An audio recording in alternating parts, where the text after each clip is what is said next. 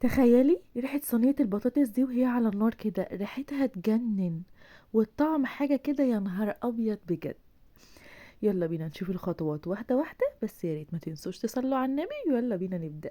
كان معايا 2 بصلة متوسطة مفرومة، فرمتهم خشن كده في الكبة، وبعد كده هنزل عليهم ب1/4 كيلو من اللحمة المفرومة، وبعد كده هتبلهم بفلفل اسود وملح ومعلقة صغيرة جدا من بهارات اللحمة، وشوية بشرة جوز الطيب.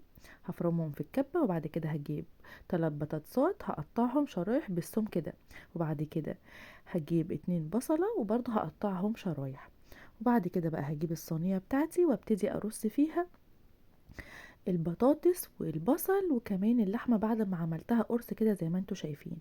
هنجيب بقى عصير الطماطم اللي هو السر كله، هو كان عبارة 4 طماطمات متوسطين، معاهم 4 فصوص من الثوم، ومكعب من المرق، وملح وفلفل اسود وبهارات لحمة، و2 قرن فلفل بارد، ومعاهم واحد حامي اختياري بس بيخليها حلوة جدا.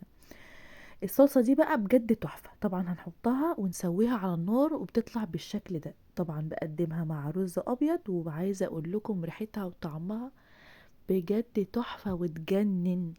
لو انتوا اول مرة تشوفوا قناتي متنسوش لايك وشير علشان يوصل لكم كل جديد. دمتم في رعاية الله، والسلام عليكم.